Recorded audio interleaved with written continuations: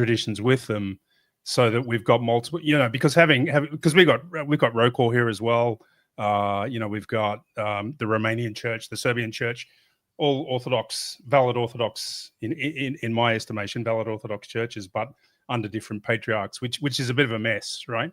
But then we get into the idea of, well, who looks after the property and who gets all the asset. You know what I mean? Like the realities of the world kind of make that all a bit more difficult. But back to the point of Father Joseph's position, I don't, as I said, know too much about the true orthodoxy. I've heard of you guys before.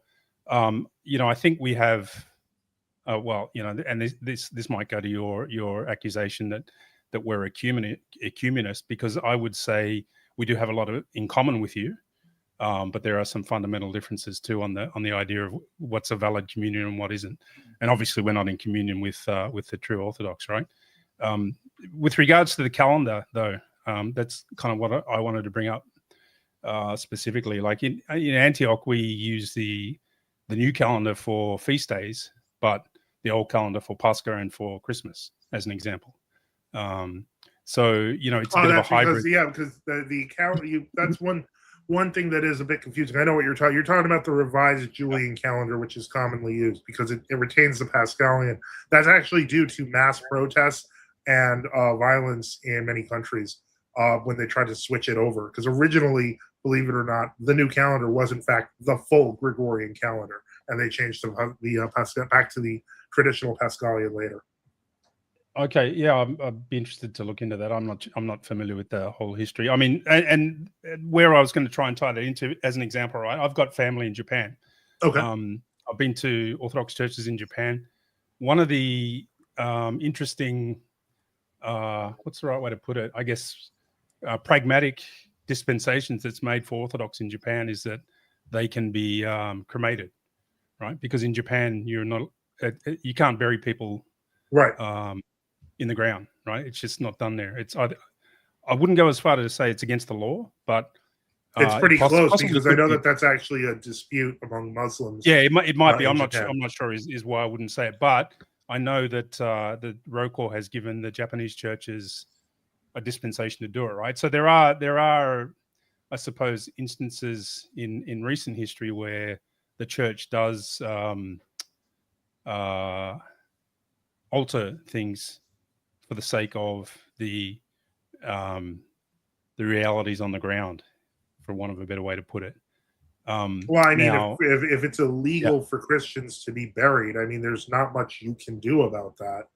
Well, I think it's illegal for everyone to be buried, right? It's not just Christians. Yeah. So the point is that's kind of a difficulty in and of itself in the state.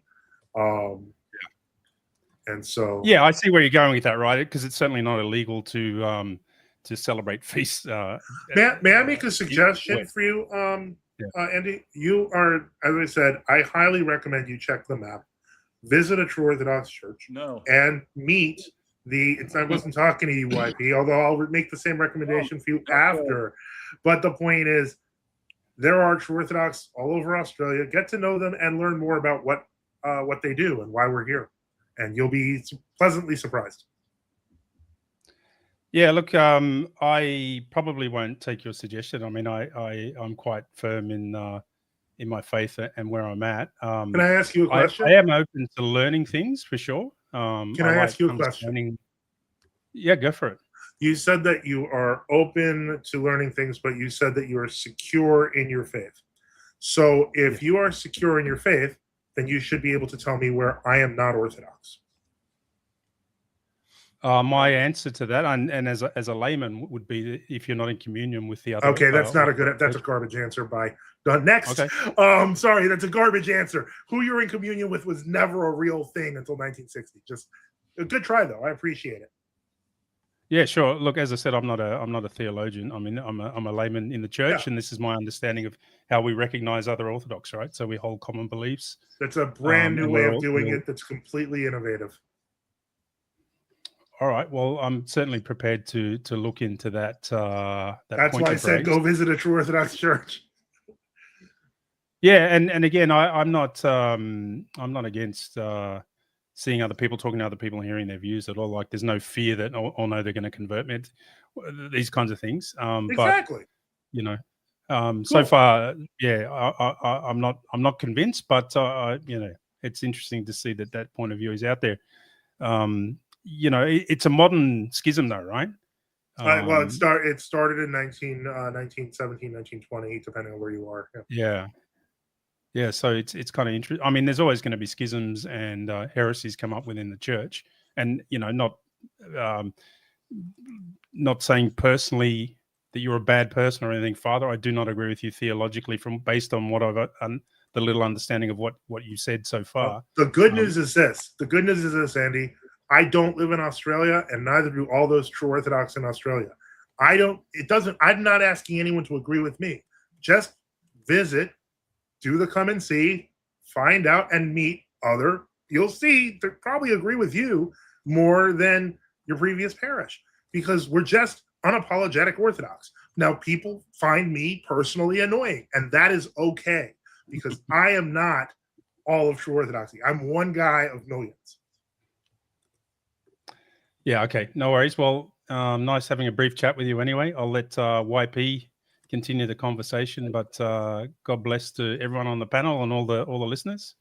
And God bless you. Yeah, we'll see Thanks you again. for coming, Andy. See you later, man. Have a good one. Hey right. There. Hey, thanks for hey, Father Boniface. Yay. Benedicite. It's good to meet you, John. Yes, you too, YP. I wanted to say, I just saw you in the chat there. I'm glad you decided to come up. I've been very interested in your posts on X. It's been a breath of fresh air in the current discourse, and so I wanted to just make that clear. I appreciate that a lot, and I was actually considering having you on a stream. So I'm glad you're here. I'm glad we got to meet, and hopefully we can make something work out where you and I can chat one-on-one. Yeah. But anyway. The floor is yours, man. All right. Well, first of all, I would like to say that if anybody out there is watching and they're maybe inquiring into Orthodoxy, I will tell you, do not go to a true Orthodox church. Yeah, he's been saying that on Twitter a lot. Go to a canonical Orthodox church, not hard to find. And there's a website. Maybe I'll bring it up a little later, but so that's my first point. I'm YP, Young Penitent, at Young Penitent on X, and I got a YouTube channel too. And Father Joseph has actually a soft spot in my heart because he reposted one of my videos when I had a few hundred subscribers. I actually have known YP for a while, and I think he's a nice guy. I think he's wrong, but I think he's a great guy otherwise, and he's always had a great beard. And so that's always good. One thing I like about him is that he's always had very traditional opinions, even though he is in World Orthodoxy. I know he's not a fan of ours. I don't know the history there. I think he was in ROCOR around the time that the split happened in 2007. I get it. That has like a lot of emotional things. I actually sidestepped a lot of that. So that's all I know about your history. But you have referred to what's his name? I think I mentioned him earlier on Vashon Island.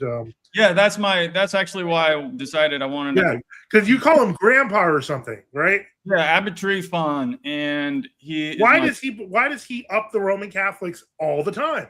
You're wrong on that, though. I heard you. You were just video. I can pull up video. He doesn't. A video. Listen. I have been following Abbot Trifon for 20 years. Okay. I read his blog every day. I watch his videos. I go and visit his monastery. Okay. Mm-hmm. I have never read him anything he wrote saying the Pope is a bishop. I never said that. He says that the Catholics and Orthodox are both part of the church. I've never heard him say that. So you just said earlier that he's saying it every time he opens his mouth. I think that's a false statement. Okay, let me put it to you. Every time he talks about the church, okay, I can't even say every time because I don't know how many times he's talked about the church. I will say that at least recorded 5 times on video, which is a substantial number of times, he has said Roman Catholics and Orthodox are one church. There's people in the chat who are pointing it out. I could ask him. I will. Actually, in fact, I will. But I would dispute that. Okay, but I challenge you to do it and ask what his real position is, and you may be disappointed. But let me ask you a question. If he does say they are the one church, what will you do about it? What will I do about it? Well, I can have a disagreement with him. See, well, you have a disagreement with me, and that's fine and civil, but the point is, when we're talking about the boundaries of the church, that's kind of important, don't you think? What canons would Abbott bring up that allows him to say what he's saying? If he's so canonical, what are those canons that he can be ecumenical? Well, you have to ask him. I thought that you would know, since you said Father Joseph is not canonical. I thought that you know yourself something about a few canons. So I'm kind of like shocked by you not knowing. No, I don't know anything about canons. I've never read the majority. You should read it. It's great. Maybe I will. I don't know. I have trouble reading these days. My mind is turned to mush. Why is that? Oh, there are several reasons. I hope my YouTube channel's not one of them. No. Well, your mind is not you say it's mushy, but it's straight enough to call Father Joseph non-canonical. That's okay. I don't get it. I think that if I was in his position, I would call me non-canonical too. So I totally get that. Yeah, I have to tell you, I will admit, I have not given you guys a fair shake in terms of listening to what you have to say, because I don't care really. Well, that's fair. That's fair, UYP. I can't argue with that. He's honest. So anyhow, I wanted to dispute that, and Abbot Trifon is a wonderful man, and he's a spiritual man.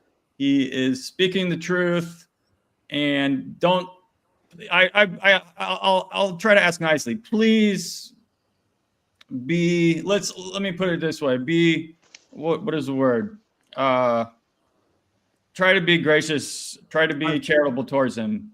I'm gonna say something, and I hope that you're not offended. But I'm gonna try to be as cool and calm as possible. There was a period where I wasn't really active on Twitter, and I was mostly on Gap. And one of the people that I followed was Abbot Trifon, which I guess he had just basically an auto post thing going on, so on and so forth. And I read a lot of his posts, and because he talked about nice things and stuff like that, I was like, maybe, just maybe, I'm being too rude. And to the point where I was literally Christmas, Orthodox Christmas, maybe it was when I didn't have a bishop a few years ago, and there was 2 years I didn't have a bishop, and I was like, maybe I'll just take the family over to the World Orthodox Church. And I'm not kidding. I kid you not.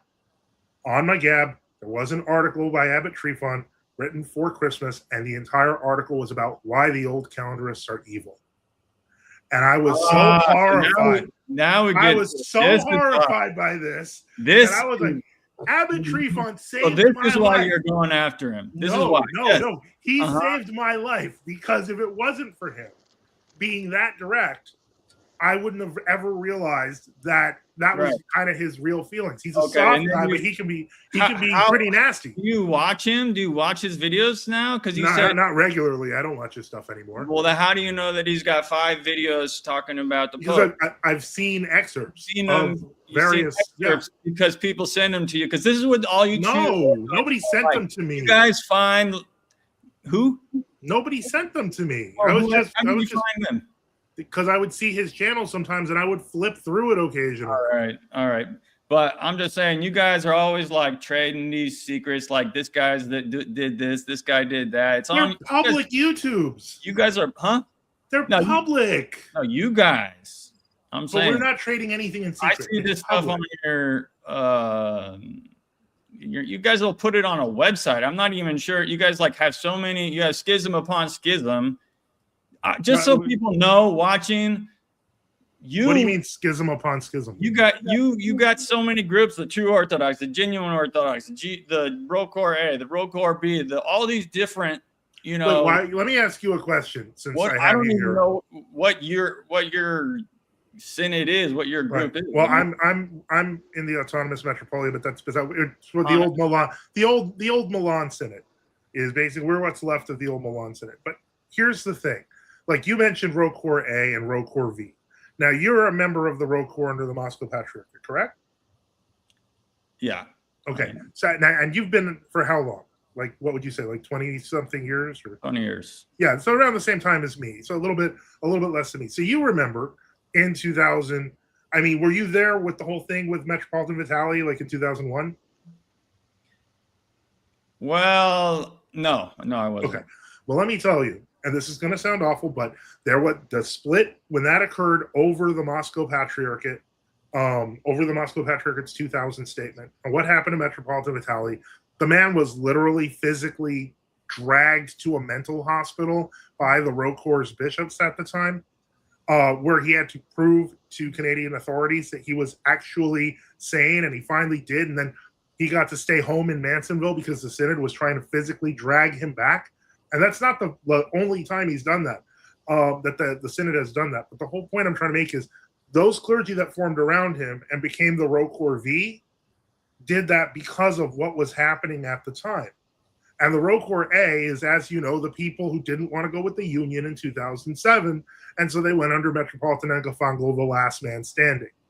How is it their fault that they have two organizations when they're not the ones who did anything wrong? They were just trying to protect their orthodoxy. I'm not a member of either one, and I can see that. I would think you would too, as a member of Row Corps. Well, there has been a lot of intrigue in the history of the church, hasn't there? There has. Unfortunately, Row Corps has seen a great amount of it in the 20th century. Could I ask you both a question? Obviously, I would assume that if someone were converting, or let's say from Islam to Christianity, you would prefer them to be Orthodox as opposed to Protestant. But would you consider the other a part of the one true church or not? I guess I'm just wondering how strongly you divide that line. Obviously, if they were to say, I'm going to go true Orthodox or Protestant, YP, you would probably say true Orthodox. Given that hypothetical, there's, I would assume you would go that route, but you would probably also then say still that true Orthodoxy is not the one true church. So that's just the question I want to pose to both of you. How hard do you draw that line? And are you exclusivistic within the sect of, Holy Orthodoxy, as you would say, YP, and true Orthodoxy, as you would say, Father? I never would have. There was a time when I was looking for churches, and I was searching before I became a Christian, and I visited this church and I visited that church. And looking back, I don't think any of them had any appeal that I would have stuck with and been, I would have been drawn to. There was no appeal to me except the true faith, the true church. And so I would just say, I wouldn't join any of them unless it was Orthodoxy. So Holy Orthodoxy is it, in your opinion? Or nothing. Okay. What about you, Father Joseph? Just to understand the question, what you're asking me is, would I prefer if someone went to World Orthodoxy or if they went to Protestantism? Yes. I mean, I would say that it depends on how they go. And what I mean by that is, like at the basic parish level, like if they don't know any better and there's not much, I mean, most likely prayer-wise, I might say it's better to go with World Orthodoxy. However, there's also the whole elderism and there's the whole hierarchicalism, and frankly, some of it smells a lot like papism. And I was a former papist, so I would never recommend that. I remember when I was, and this affected me greatly when I was a Roman Catholic. Before my conversion, I'd met a couple in college, and it was a Greek Orthodox girl dating a Protestant guy. And when I asked about this as a Roman Catholic, trying to understand what they thought about the ecumenical movement, as I, at the time, being Roman Catholic, was ecumenical. I believed that all the churches should unite. And what was interesting was the Greek girlfriend actually said to the effect of, she said, I don't think I want that to happen because then Roman Orthodoxy would unite against Protestantism. And I thought that was an interesting point, but it never really left my head, in the sense that I realized that really papists gonna papist. And when I say that, I mean it's always thinking in terms of, if I could just get as many people under my authority, then that counts as the church. And so ecumenism, especially from a papal standpoint, is oftentimes just trying to collect as many people as possible under the Pope. And so I believe that what has been happening in world orthodoxy has been that consolidation. We have seen it at the patriarchal level with the EP. Doctrinally, they've literally been changing their doctrine to match that of the papacy. And in the Moscow Patriarchate, in terms of territorially, because they've been physically going in and taking over areas. And that's what's happening in Africa, for example. Okay. Hey, John, I got a question for you. Sure. Can you see how the one world church is being formed? Do you see what Father Joseph was saying about Orthodoxy and Roman Catholicism? Do you see the same kind of movements in Protestantism? You mean as far as ecumenism and being ecumenical? Consolidation, yeah. No, not in You that don't? regard. I think Protestants in general are more ecumenical than you guys are. Lutherans, Baptists, Methodists, Anglicans. Well, maybe not Anglicans, but Baptist, Lutheran, Methodist. They all, for the most part, are very ecumenical. You do have some conservative groups within them. Oh, sure. Well, what's your opinion of the World Council of Churches? What do you mean by that? The World Council of Churches. Do you know about the World Council of Churches? No, apparently not. The World Council of Churches is an organization that kind of came from other constituent organizations in the early part of the 20th century. They claim to kind of represent a sort of supra-church movement, which includes delegations. Are they even active? Yes, they are. I never hear anything about it. It's never in the news. Do they have any power? Does anybody listen to them? Who do they represent, Father Joseph? Who do they represent? They claim to represent somewhere around 70% of the Christian world. Not Protestant and Catholic and Orthodox? Well, the Catholics, while they're not members of the WC, have an official delegation in the WCC because they cannot proportionally represent, or they would them. How powerful are they? They must be just ignored, he would have heard of them if they were this big group that was well, it's subtle. They're an NGO. I don't know necessarily that they would want to be well known, etc. I mean, they work under the auspices of groups like the UN. If they're a non-governmental organization, they are of still some sort of importance, even if they're not that visible. I think weren't they more powerful back in the 70s? I mean, Father. Well, sure. I'm not denying that. Back then, it was a little more of a. They were thinking they were going to do something with it, but Well, here's the problem: is that even though the globalist organizations may be changing, the globalist aims are the same. So, whereas you might have had the ecumenical patriarchate represented at the World Council of Churches, and they still are, by the way, represented, on the main stage, and it's not involved that much. Then at the World Economic Forum, you see that the EP is there also. So the globalism changes, but the structures underneath, they may be different, but the goal is always the same. Yeah. Okay. Maximus is here. He's true Orthodox. He wanted to ask a question specifically to YP. You got to get off here too soon before people start thinking. So much has happened. What's that? I said so much has happened in this conversation. Do you have one? If you could kind of consolidate to one specific question before YP has to go, that'd be great. Well, okay. Well, about the World Council of Churches quickly. The man who's probably going to be the next ecumenical patriarchate is currently the head of the permanent delegation to the World Council of Churches of the ecumenical patriarchate. So they consider it to be extremely important. And the last delegate to the World Council of Churches from the ecumenical patriarchate was also the number 2, which was John Zazoulis, who was the person who they used to draft all the agreed statements between Rome and the East. So the EP still thinks very highly of the world. My question to YP was, I see that, and again, I know that people have been asking questions about the opinions of other people. So unfortunately, I'm going to do the same thing, which is I see that you or associate and retweet this guy. I think his name is Nathaniel a lot, and he seems to have an interesting position where he basically says, "Don't go to the old calendar church," but he says, "Don't go to the new calendar church either." He's kind of like he has his own. He's like, What? walled off or something. Like, I've never seen him say that. oh, you haven't seen his videos on that? I'd have to look into that. Oh, okay. From the best that I could understand, if you could send me the video, because from what I understand, first of all, I've retweeted him once. Oh, okay. But I think I thought he was Orthodox.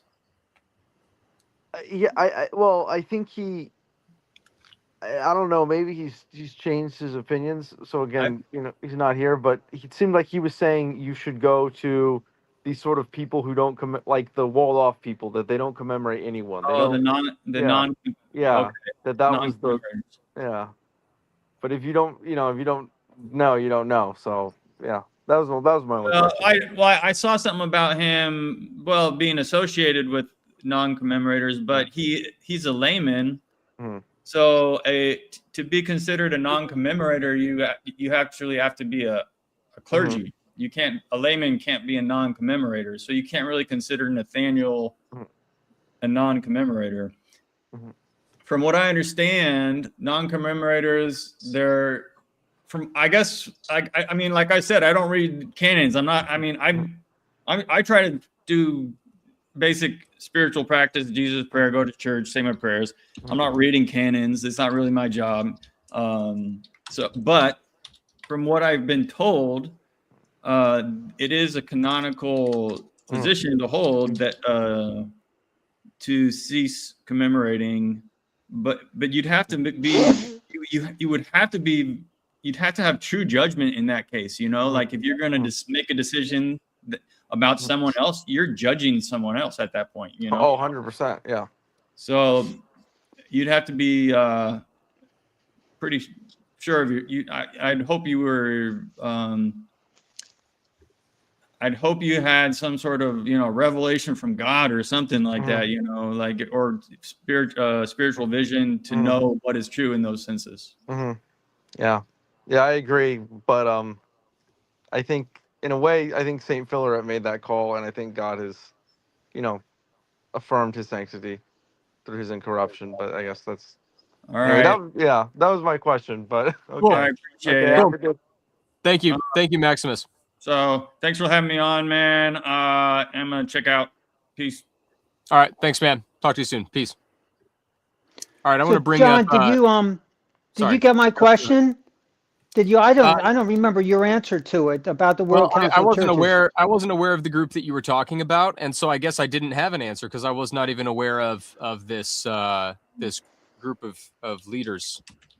They were formed in like 1948. Father Joseph, there was there's a League of Nations, but there's the churches who were trying to get together. But in 1948, they constituted themselves as the world was coalescing into one new world order. And the churches got together, Protestant and Rome, basically, and the Orthodox now are all kind of coming together. And the point that I'm trying to do is kind of create connections to see that the Orthodox Church and the Roman Church are getting together and familiarizing their doctrines with one another, but it's also with the Protestants, and that it is a thick issue in the Protestant world. I mean, I was ordained in the Bible Presbyterian Church with Carl McIntyre. Carl McIntyre was an ardent anti-communist and against the World Council Churches big time, because he was, so being a Presbyterian, he was against the ecumenical movement per se, which is kind of interesting, but it is what it was.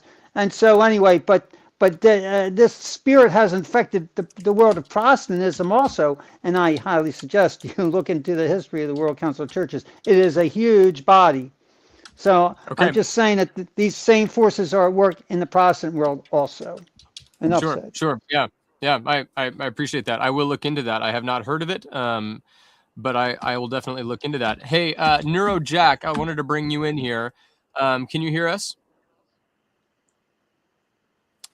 Yes, I can. Thank you. Awesome. Yeah. So, did you have any questions for either of the fathers here with us? YP left. I was hoping to bring you up while he was on, but he said he had to duck out early, so I apologize for that. But yeah, if you have any questions or anything like that, I'd love to have you ask. Yeah, thank you. And God bless everybody. I appreciate everybody being here. You know, I've talked to Sweden and Boniface and some people in the chat as well. I'm sure that my presence here will be greatly lamented, but I do come in relative peace because I have a very ecumenical statement for people. And I like to start by reading Paul. This is the ESV version of the New Testament. And this quote says from Paul, "But I, brothers, could not address you as spiritual people, but as people of the flesh." Uh-oh. Jack, we lost you. Jack, you there? He's on mute. He's out. Fell off. He fell off. Fist of Nicaea. This guy is an EO. Oh, this guy has been mad. If that's who I think it is, he's been on the Twitter or on the YouTube. Well, no, mostly the Twitter, I think. Hello. Yeah. Can you hear me? Yeah, we got you, man. Okay. Go for it. You have something to say to these guys? Yeah, John, thanks for opening up the space. Specifically in Mr. Sweden. And my question was, why are you consistently posting stuff against Eastern Orthodox to That's the point? That's a stupid question. I'm where going to cut you off right here. Hold on. Once again, well, let me finish. No, and I'm going to stop because I think it's a dishonest line of questioning. You know very well that I feel, and that my belief is that we are the Eastern Orthodox. You want to shove. John, I lost my audio. I'm going to plug in and come back in. Okay, plug out. You want to demand I use your terminology, and I refuse to. So let's start there. I'll give you an example. So the other day, and I can't remember who it was, but some Protestant put up something attacking two of our saints. Another Eastern Orthodox went to defend. Are you even going to let me ask the question? Can I ask who they are? What's that? Did you say two of our saints? You mean your saints, or you mean the church's saints? The church's saints. No, who are they? That's not the point. Paisios and Porphyrios. Am I right? No, I don't think that was correct. Okay, then. Oh, I was right on one, maybe not the other. So two of the saints. There's two. When were they made? They were. Let me get out the question. So this person was defending two of our saints, and you started attacking them. Poisoned question. If I don't believe they're saints, I'm gonna attack. No, that wasn't what you said. That wasn't what you said at all. Name them. You said I didn't think he was defending the saints. And I said, if I don't believe they're saints, I don't think you're just going to talk over me because you're not purposely not saying things to misrepresent. Who were they? I specifically, you know who they are because you commented on it. What are you talking about? That's not even the question at hand. The question at hand is why you chose to attack that person, not because you don't believe they're saints, but because you thought, oh, well, this guy isn't defending them when he clearly was. Wait a second. In every single instance I see you, you're attacking Orthodoxy. Okay, wait a second. Why do you Hold on. I'm not attacking Orthodoxy. I remember what you're talking about now. In that specific scenario, you are talking about Saint Sergius and Bacchus, who are being misrepresented as homosexuals. Correct. The guy responded with the effect of something that I interpreted when I read it as, well, so what if they were? You shouldn't be attacking saints anyway. The proper answer is they were not homosexuals. Not you shouldn't be attacking them if they were homosexuals because that's weird. That's not what he said. That's totally. That's not the defense that he made. If you want to pull up your argument on Twitter, we can. But it's a silly argument. Pull it up because that's not the. I conceded that might have been not my understanding. I might have misunderstood that. That's not a great example of that. But it's constant. It's constant, sir. And why do you How long have you been studying my ex since you're saying it's constant? I mean, nearly every post that I've seen, there's maybe been one or two that was like neutral. How many is that? I've never seen your name until like a week ago. What does that matter? Or 3 days ago. So as far as I'm concerned, I don't know how long you've been studying me. I don't know if you just decided to jump on and be a troll now because of this stream. As a matter of fact, I don't think I've actually seen your name ever until I was invited to this stream, which tells me that you could be somebody that I've spoken to many times over the years with a fake name, or you could be somebody completely new trying to misrepresent what I'm saying, or you could just be a troll. There's a lot of choices, but the point is, when you present yourself as saying that I always speak this way, when you're suddenly a mysterious new authority that popped up on me, then I have every right to ask what your motivation is. Well, I could still draw from my anecdotal experience. You can, but nobody knows what that is. You're a nobody with no history, and who cares? You have no. You're not even letting me give the question out. Because you're saying I'm going by my own anecdotal history. That it could be made up, man. You're anonymous. What's made up? What are you talking about? You're saying your own anecdotal history, but you are an anonymous person who just showed up 3 days ago. That means nothing to it. Who cares? Anybody can go to your X and look at all your comments. They can. This isn't mysterious. This I isn't know. top secret. And they're going to know. see exactly what I'm saying right now. No, they're which not. Is, in almost every instance, you're attacking what you call world orthodoxy. Making accusations, but my real question is, the heart of my question is, why are you going on the show thinking that John is your buddy? Because John is, and I'm not insulting you, John. You're doing the smart move. He's putting you on here to make orthodoxy at large look bad. Yeah, and he doesn't even have to do anything because you're doing it yourself. Here's the funny part. You just went on there and said if somebody was between Protestantism and Orthodoxy, I'm gonna tell them to go to Protestantism. I didn't actually say that, but more importantly, that's exactly what you said. No, it's not. It's not. But you said, "Oh, I don't know. Maybe it just depends on." Well, no offense. The impression people like you give me of what world orthodoxy is right now tell me I would rather people go to Protestantism than go to your crypto-papist religion. So, since we are now talking here about what we're doing and what John's role is, let us say, for example, that you are correct, and his purpose is to make world orthodoxy look bad. Surprise, Fist! That's also my purpose because I believe you guys are descended from evil murder people. So, of course, if I want to expose evil murder people pretending to be the church, I'm going to do that because that is the service of truth. Does that make sense to you?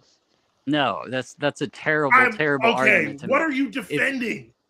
Let me jump in. Let me jump in real quick. Let me steel man both of you guys really quick, and that way the audience can know what's going on. So, Fist, your position, correct me if I'm wrong, your position is that Father Joseph spends too much time, or maybe he should spend no time, in criticizing what you would call, Fist, Holy Orthodoxy, and he would call World Orthodoxy, because you believe that is creating visibility for the fracture within Orthodoxy, and it's driving a wedge into Orthodoxy, deterring people from Orthodoxy.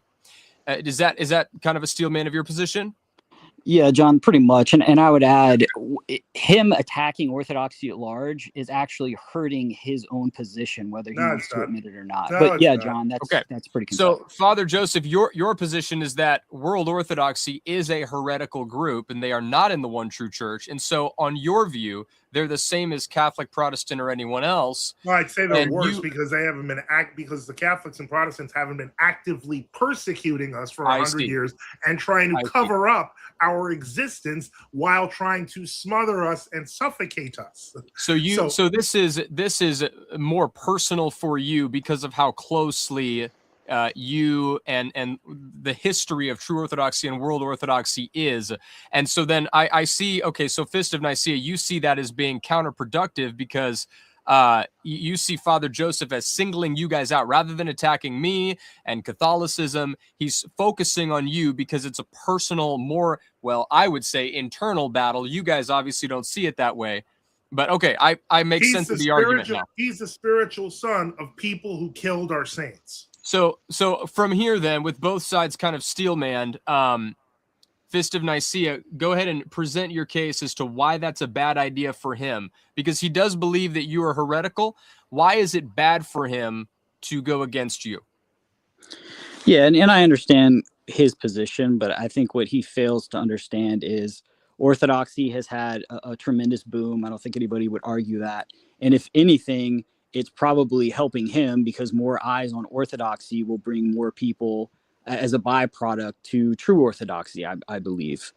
So Yeah, him but that's no attacking thanks to you Orthodoxy, guys. No all thanks that. to you guys. You guys did not even want me on this program.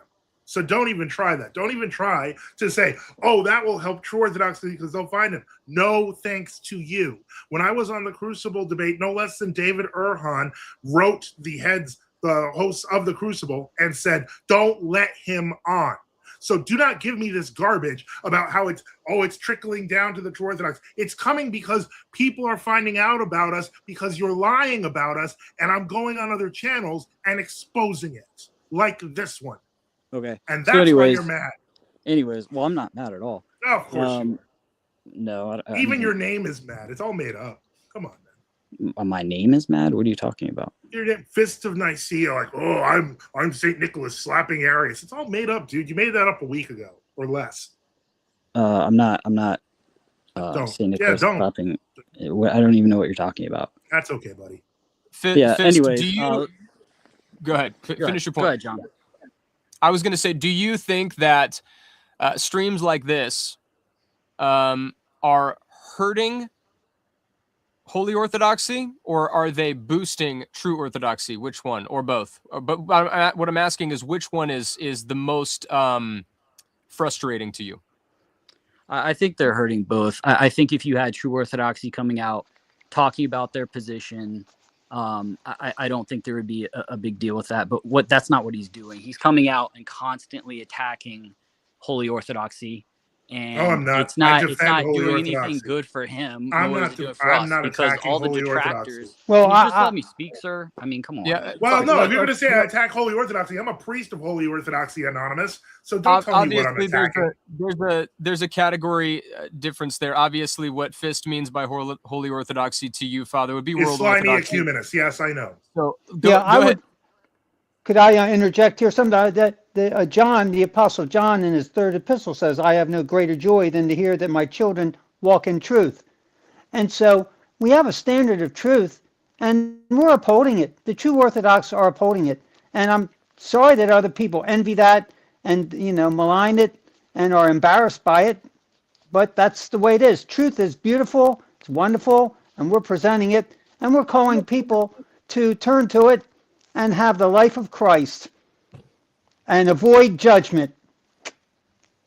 If that's your position, sir, and that's what you're asserting, that's fine. But that's not what this gentleman is doing. He's constantly attacking Orthodoxy. And my point is that it's actually hurting him, because when he attacks Orthodoxy at large and there's this big dust up, it allows detractors to see, like, oh, look, Orthodoxy, they're obviously not. Which Orthodox church? I've already seen it in the comments. And he doesn't understand. And that's why when people say which Orthodox church, I say go to our map. The truth is is honorable and will shine forward, which is what we are doing with Father Joseph and myself. The truth stands on it for itself. Jesus said, I'm the way, the truth, and the life. And you guys are false and leading souls astray. And so therefore, that's the way truth works. It exposes darkness. Yeah, well, I don't think constantly slandering people is how you get to truth, sir. Who are we slandering? What's that? Who are we slandering? Well, just the other day you said that I would, if I could, have you all thrown in jail, which is completely erroneous. I said that people have said that to us. Which people have said No. I said, why would you think that I'm going to throw you in jail? Because other people have said that to us. You said, yes, you would. Okay, and I said, great. I wouldn't throw people in jail. That's ridiculous. I don't know that and I'll be honest with you, I don't know that I believe you. I think that if you had state authority, you would probably throw us in jail. Why would I throw you in jail? Because of the fact that is what your leaders suggest and have suggested for decades. No, I wouldn't throw anybody in jail. One of our most Why are you under bishops who would throw people in jail? Gabriel of Georgia was tortured by communists, beaten brutally. Why do you think that I would do the same thing and throw other people in jail over that? Well, again, you do realize that other people like Elder Gabriel who didn't listen to Patriarch Leah did get thrown in jail? Like, I don't know if you were aware of that. He was not the only one of the... there were bad things that happened, and that's the course of history. Wait, okay, here's the thing. Elder Gabriel was anti-Stalinist and was anti-ecumenist. He accepted a house from Patriarch Leah, and frankly, that might have been the only good thing Patriarch Leah did in a long time besides pulling out of the World Council of Churches. However, Patriarch Leah was a professional ecumenist, was a KGB agent, and overall persecuted the true Orthodox. So holding Elder Gabriel as a standard ignores everything that was happening around Elder Gabriel, including holy bishops, many of whom were true Orthodox, thrown in jail at his hand, not Gabriel's hand, at Eliah's hand. Sorry, I'm not hearing your talk. Come again? Maybe it's just me. Oh, you didn't hear anything I said? John, do you have audio? Yeah, I have audio. I couldn't tell if you were being sarcastic and rhetorical or if that was real. No, I can't hear the other person. You can't hear him? I can hear you. I can't hear anybody else. Interesting. Okay. What's up, Father Joseph? Hey, Moeller. Yeah, we got Moeller. What's up? Fist, can you hear Moeller? Yeah, can you hear me, bro? No, you're the only one I can hear. Really? Okay, so apparently right. you can't hear anybody. Hey, yeah, why don't you drop Tune out in and come back. That's what I he was needs going. to do. What's that? Drop off and come back. Yeah, right. probably. I was gonna bring someone else up as well, Fist. So if you want to make that's fine. That's fine, John. I've had my piece. I appreciate you coming up, man. Thank you, sir. Peace. Yeah, how dare you, Father Joseph? I'm going to tell you something. How dare you? What I do now? Trying to tell the truth. How dare you? Coming out on these platforms. I got You're just talking and talking truth. I'm telling you. I do my best, but it's subversive, but it's my new plan. It seems to be working excellently. No, I'm joking with you, but this is the attitude that they have, man. I know. I know. So, yeah, and I think John having you on has been good because now people are asking questions, and I agree. I don't know what would come. Sorry, I don't know why you would be doing this, to be honest with you, unless you really felt the conviction of the historical take of your church and sort of where you think world orthodoxy is wrong.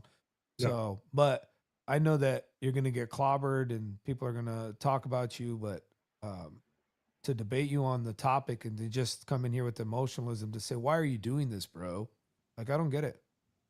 Yeah, and the problem is that they don't. I think that a part of them they hear some of it and there's cognitive dissonance. Like when I talk about the martyrdom of St. Catherine Roudis, she was a young mother in 1925, I believe it was, that she was in the church, in a true Orthodox church praying. The priest was there. The cops came to arrest the priest, and she tried to shield him with her body, and the cop basically bashed her in the head and killed her. And so she was a mother of like 2 or 3, and she was young. And the point is, when people hear stuff like this, their brain shuts off because they don't want to accept the fact that their bishops were ordained by people who consented to murdering people. And this is really true, really difficult, especially with the Russian church, with the Moscow Patriarchate especially, because you had cases where these people were reporting on their parishioners to the Soviets. They were part of the reason that innocent people went to jail. So when you hear this sort of stuff, and it's 2026, you're like, oh my gosh, that can't be real. And eventually you get to the point where you start thinking that everyone's around you's a liar. And a lot of these people go through cognitive dissonance. So I understand it. But usually when I see the aggressive anonymous person, I usually will try to match vibes because, frankly, I don't think that they're being honest in their presentation. Hey, you're never going to get an objection from me on matching vibes. Not at all. So, no, I like the energy and I appreciate what John's doing. I think, of course, you guys agree on one topic, but everybody knows you disagree on the other. They know the differences here. So nobody's playing games, but in the end, people are going to have to decide. And if they can't hear the information or they think it's untrue, then debunk it. Then just say it's false. But I don't really think that there's legitimate claims. And if you're saying there is no evidence, then just pull up and wreck them. Wreck Father Joseph whenever. I'm here to be wrecked. Yeah, that's what I'm saying. So it's not like you're not outside, but this is how this whole thing's going to be kind of spun and orchestrated. and I just came up to because I saw you here, and I'm doing better, and I appreciate your prayers too, John. So we're doing better. Amen. So the Amen. Lord bless you for that. Good to hear from. Oh, yeah, look good at to see you this. again. Hey, it's JP. There's Yeah. JP, bro. I feel like JP. I feel like I was gonna talk smack about JP, and he just pulled up. What up? Nah, I just came here, man, to say what's up, man. Yeah, show some support. I was gonna do that Nice too. to meet you, JP. I don't think we've ever spoken before, but it's nice to say. We talk on Twitter all the time. Okay. Yeah, okay. That's fair. But Yeah. no, I was gonna say one of the points that I want to point out, Father Joseph, this is what I've been thinking about last time we chatted, I think. So what do you see as the ultimate goal of this? Is there any way that you see that you would be united back to this church, considering who's running the show? Meaning, or is it true orthodoxy saying, no, it's a true schism, it's forever, there's no unity in that sense where we go back? Well, this is the way I look at it. First off, I was never, there was a point where I went to World Orthodoxy, but it was after I had already been received and baptized as a true Orthodox Christian. So I never actually had to be part of World Orthodoxy at any point. But more importantly, the history of the church is kind of repetitive. I hate to say that, but history tends to, it may not always repeat, but it generally rhymes. And so what we see happening here is we see like the World Orthodox, many of them more and more are becoming less concerned about the centrality of truth, less concerned about the centrality of the church, the one holy Catholic Apostolic Church. It's being spread out more, like the Roman Catholics are saying now, and more of the liberal Protestant groups are kind of forming their own little mass of modernist ecumenism. I don't know what's going to happen to that, right. But my guess is that more of it is going to fall apart. I mean, look, even the Anglican Communion this year, just look at what happened with Sarah Mullally. So the point is, what I think we're going to see is a massive organizational restructuring worldwide among Christians, not just in Orthodoxy, although that's going to be a big thing. And we're seeing a lot of people are talking about Orthodoxy. We're going to see restructuring going on in World Orthodoxy, in True Orthodoxy. I think it's going to be, you're going to see more people leaving and splitting from what is officially World Orthodoxy, and some of them will talk to us. Some of them will talk to us years from now. A good example of this is the Diocese of Vrajka and Prizren in Serbia. Now, this diocese was generally pretty anti-ecumenical, and they knew the history of many holy people in Serbia. But they didn't want to join the True Orthodox of Serbia, where they were small. They were convinced, for example, that they were going to retake Serbia. And so they made their own bishops, etc. And they have a large community. But the main Serbian church, which is ecumenist, wants nothing to do with them. They want to completely destroy them, have them all thrown in jail, get rid of them. Those people are eventually going to have to talk to us. That's just how it goes. And so that's so the you way you see some restructuring, possibly unification of people, maybe examining your proposition, or meaning the evidence that you presented as the true church or the true position, and you'll start to engage in more convos where they're going to actually look at the case that you're making, you think? Absolutely. I can tell you this, and I always say this to people. I've been saying this for ages. It may look chaotic now, but you should have seen it 20 years ago. I was going to ask, how has it improved? But in 20 years, 70% of the True Orthodox world is in communion with other True Orthodox around the world. So even myself, 20 years ago, I could commune at my churches in this country and at the churches that the Milan Synod had in a few places. Now there's plenty of churches I can go to and commune and serve in America, in Greece, in Latin America, in Europe, in Russia. And this is not just me. There's a lot of clergy. Most True Orthodox clergy can make the exact same claim. They just have to ask their bishop for permission when they're traveling, and they can go celebrate in another country. 20 years ago, that would have been impossible to envision. So then you would pull up and they would essentially say, no, get out of here. You can't. Yeah, because nobody was in communion with each other. They were all like, I can't, we can't trust you. Can I ask the father a question? Yeah, sure. So what can you tell me about Father Seraphim? Was he like a prophetic figure in your circle? Like, what was he? Was he like the Malcolm X of Orthodoxy? Like, what was he? He was definitely not the Malcolm X of Orthodoxy, but he was definitely, he had a movement, but it's not like what how worldly movements form. Because was it like, sorry to cut you off, but just because I went home, was this like a prophetic? Like, was he like a prophet to you guys? Because I know he's a very powerful guy. Because I've read of him, I heard of him. Yeah. So is he like a prophet to you guys? Like, was he like one of those like chosen, called people? Like, how do you see him? Well, I think that that's going to be how a lot of Americans would describe him. Father Seraphim was originally, he was part of the Beatnik movement and then eventually went into Eastern religions. But when he got called into Orthodoxy, he truly got spiritually called. And he abandoned everything to follow Jesus Christ. So that he literally became a monk. So that he took the words of the gospel straight to heart and moved into the middle of nowhere. And like nobody, when you move to the middle of nowhere, you have no expectation that the world is going to follow you. But that is how it works whenever people become monastics and truly pursue holiness. Right. So some of his writings, like Orthodoxy and the Religion of the Future, which largely describes today, are indeed prophetic. But his he's probably well known for not only his asceticism, but making the difficulty, because when you read the lives of the saints, now, Father Joseph, one question to add to that, and obviously because that's very good. Now, on top of that, why isn't he canonized? Among the true Orthodox, there are actually the largest true Orthodox synod did canonize him. So that's part of the reason. They canonized him about a month ago, right? They glorified him. No, it was more than that. We did it about a year and a half ago. What happened? I'll tell you what happened. This is what happened. He was glorified by the Row Court A. And when we say glorified, because canonized is really a Roman Catholic term to insert into the canon. But the process is basically after they've determined that he's, holy, etc., they do the final prayers for him and then eventually services to him. But the whole point is that was done in November of 2024 by the Row Court under Metropolitan Agafongal, which is separated from the Row Court Moscow Patriarchate.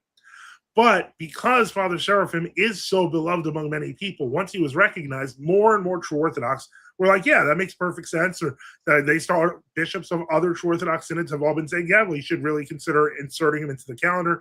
In many cases, true Orthodox churches may just recognize another church's glorification work and just say, okay, we'll just insert them into the calendar, because that has happened before as well. But what happened is so much noise was being created by the knowledge that Seraphim was a saint that the Row Court MP became nervous because they own that property. Well, now the Serbians, I think, own that property, but they control his body. And so from their perspective, it's not a good look to have a saint that's not recognized with a whole bunch of people going to do pilgrimages at his body. Now, on our map, we purposely put him there because we know people are looking for him. So the whole point is they have to do something. And it came to a head last month. Last month, they were about to say that they were going to glorify him. That got reported or leaked. And then they immediately said, oh, no, we didn't say that we were going to glorify him. He's on the path, because they want to keep the momentum going where people are going there, but they don't want them to realize that there has been a split, and they don't want them to realize that St. Seraphim was pro-true Orthodox, and that his early writings even say that, and they changed them after he died. So that's part of the... So there's literally documented evidence of them changing his, trying to change his quotes and his stance? Oh, yeah, they did. Yeah, that's you can look at the different editions. Really? Yep. That would be an interesting topic right there. Oh yeah, I would ask Brian on X. There's a lot of people who know any literature I could read of this guy that you would recommend? Probably his life. I'd say Father Seraphim Rose's life and works. The original one was pretty good. Not of This World is also pretty good, but you have to realize that these are written by biographers with their own political stances. Okay. So that's, but the basic facts are correct. Yeah. I don't mean to jump in here, but my suggestion would be to read Father Seraphim himself. Read his books. That's the best suggestion. So, anyways, fellas, I'm gonna hop off. So it's good seeing you again, Mahler. Good seeing you, brother. I'll DM you on X, and then John will stay in touch. I'll hit you guys up. Appreciate it. God bless you guys. Thanks for coming on, Muller. Peace. Stacky, did you have something you wanted to ask Father Joseph? Yeah, I had a pretty straightforward question. Sure. If are we? Yeah. So, JC, I wanted to say thank you too. I do appreciate, through all this over the last several weeks, it does seem like you're trying to, seemingly anyway, give everybody a fair shake. So I appreciate that. Yeah, I want to present the arguments in their best form, and people can see which ones stack up and which ones don't. Well, real quick, Father. Anyway, so I had a pretty straightforward Well, let me get question out of for here, Joseph Father. here. Thank You and you I for. had a No brief- problem. God bless you, JP. Thank you for answering my question, Father. Take care. Yeah, Thanks for coming, this is JP. Stacky. Oh, Hi, Stacky. So you and I had a very brief conversation on X yesterday, and I know that you thought that I was, you'd mentioned that you thought that I was coming bad faith. Was that the? Somehow. Are you the map guy? I'm the map guy, and I want to be. I want to be honest. I'm genuinely curious here, because I do feel in some sense that we're making a mountain out of a molehill out of the true orthodoxy thing here. Mountain out of a molehill. You say, "Hey, Reader John, yeah." welcome." Father bless. You did say God that you bless would be able to. You made the claim that there are. I mean, can you say again? 10 to 15% of the number of Eastern Orthodox Christians in the world are true Orthodox. Yeah, I would say that that's pretty accurate. And I would also say that, unfortunately, those numbers are fluid all around. They're not very accurate. Whether you're talking about World Orthodox or True Orthodoxy. So sure, I did want to press you on that a little bit though, because that seems to me to be a pretty big claim as somebody who's I've been in the church for several years now. I've been in I was discerning for some years before that, and my only exposure to True Orthodoxy has been on X. Okay. Where are you? Can you give me an idea of your region? I'm in the States. I'd rather not, get too. Well, the only reason I ask is because in all major population centers where there are World Orthodox, there's usually a lot of True Orthodox. So if you're living in a major population center, they're around you. You just may not have noticed them. Well, I mean, I don't know, man. I find that hard to believe. I'm just being honest with you. What am I supposed to do with that? Well, you did say that you could substantiate the 10 to 15% claim on Thursday. Are you able to substantiate that? Yeah. Okay. So if we're gonna go by the substantiation, that's fair. I remember you asking, and that is a fair question. In the case of the Church of Greece, there was a 1950. There was a 1950 census that was done where I believe they said that there were 1 million True Orthodox, those who were affiliated with the old calendarists. At that time, Greece was 8 million. And so that actually comes out to roughly 12% of the population since then. And this is, again, anecdotal, but True Orthodox tend to have larger families than World Orthodox do. So that is why the 10 to 15% is absolutely accurate in Greece. There are other anecdotal stories that I can give you where, for example, even like Metropolitan Hilarion Alfiev mentioned in an interview that when he went to Athens to meet the Archbishop of Athens, his Uber driver tried to take him to the True Orthodox bishop. The point I'm trying to make is that there are actually a good number of True Orthodox, and when I went to Greece, I saw that with my own eyes. So the problem is this, Stacky, is that I have lots of evidences that there are lots and lots and lots and lots of True Orthodox based on experience, and you can wave them off. But really, the only thing I can respond with is that you'd have to go see for yourself. Now, granted, you could go see for yourself and then say otherwise. I don't know, but that's on you and your conscience, man. Like, just to be clear, I did, after we had that conversation, I did look online. I cannot for the life of me find any True Orthodox mission or parish or church or anything in my entire state. That's possible. There are a number of states that don't have True Orthodox mission. Sure, and the part of the conversation that you and I had was, I looked at that map that you sent me, and I randomly looked at 3 of them, and 2 of the churches that were on there just do not exist. You see, I've heard this already. One of you originally said 3 of the churches did not exist. I went and found the physical evidence and street address of those churches and said it would be wasting my time to do the other 2. Now, if you haven't bothered to do the research for the other 2, that does not mean 2 don't exist. It simply means that I haven't done the research for them for you. Well, no, but I'm telling you that I did do the research. I did. Well, one of them on the first one, because 1 out of 3 you missed. Maybe I'll grant you that, right? But I did do a lot more in-depth research after you had pointed out the other one. But I'm looking on Google Maps, on Street View. I'm searching. I mean, there's nothing. And you're telling people to go. Do you want me to do it again? Sure. Let's look up the right, one St. Clair go Orthodox Church in Morning Glory, Texas, I believe. Give me a second. Hold on. While you do that, Father, I want to let Neuro Jack. He had connection issues. I want to let him back on real quick because he wanted to read a scripture verse, I believe, for us, and so no problem. I'm gonna let him do that while you're searching this up. Yeah, sure. Go ahead, Neuro Jack. Yeah, thank you for having me up. Again, I have a very welcome back. Thank you. Yeah, I have a very brief couple excerpts I want to read, and then a brief statement, if you don't mind. So, go ahead. Yeah. So the two quotes I want to read. First one's from Paul, and it reads, "Do not think that I have come to bring peace to the earth." Oh, sorry. This is actually Jesus. I'll read this one first. It says, Jesus said, "Do not think that I have come to bring peace to the earth. I have not come to bring peace, but a sword. For I have come to set man against his father, and a daughter against her mother, and a daughter-in-law against her mother-in-law. And a person's enemies will be of his own household." And also want to read this quote from Paul from the Corinthians. "But I, brothers, could not address you as spiritual people, but as people of the flesh, as infants in Christ. I fed you milk, not solid food, for you are not ready for it. And even now you are not ready, for you are still of the flesh. For while there is jealousy and strife among you, are you not the flesh and behaving only in a human way?" So I read that because what I'm going to say is, kind of just broadly for Christians in general, because I'm not a part of any church per se, but, certainly the history of the church and human history has been one of the, I lost my audio. for lack of a better term, pagan Hello. or hold on. I hear you, Father. Yeah, I heard him as well. But basically, I would say that the history of the church, as well as the of human history, has been one of the occult and demonic, presence trying to subvert humans and God's word and the religion of Christ. So, you could see this in Trotsky or Gramsci, or you could see it in the Gnostics, or Judaism, which is a major heresy, or Chabad Lubavitch, or all these other things.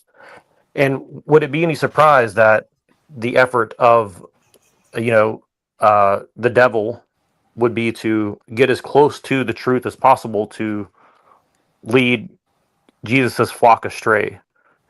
And, I think that we have to be very vigilant, obviously. And I think the devil is going to revel in our squabbles amongst each other over the wrong things. And I just find that's, the behavior of certain parties, I'll say, and they know who they are, but they are fueling the fire, right? And I think that they're wanting Is my audio messed up, or is just nobody talking?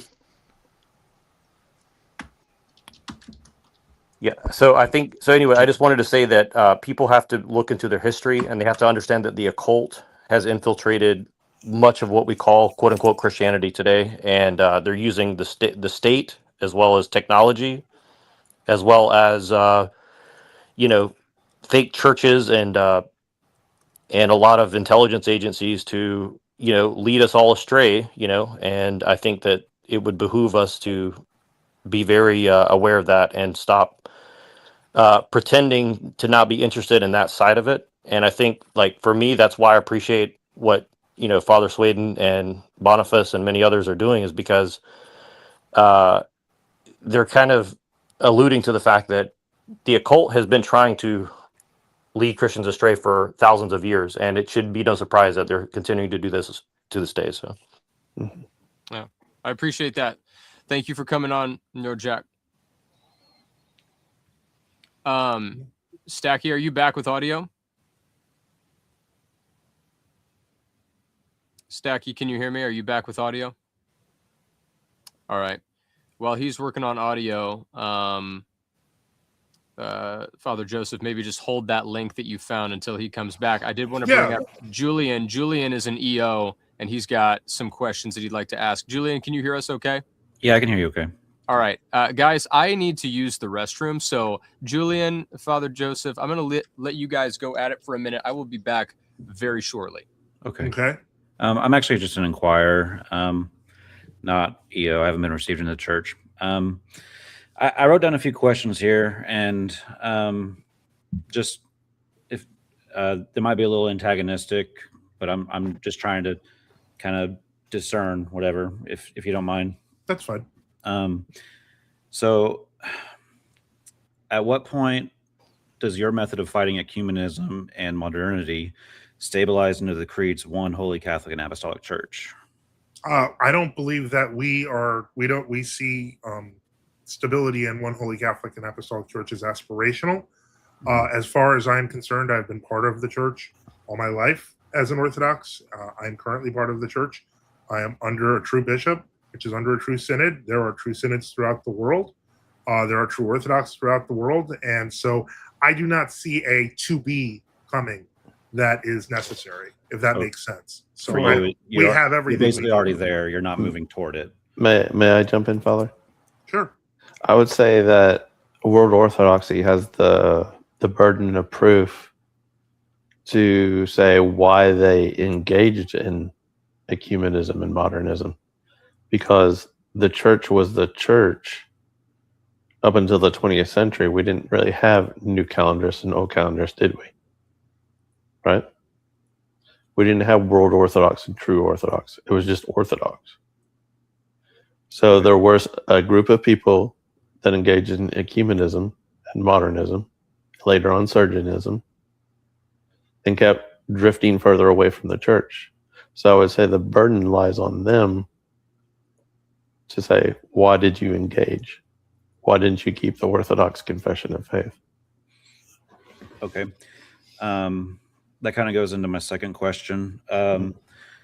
So whenever you guys effectively separated from World Orthodoxy, we believe they separated from us, but that's right. beside the point. Yeah.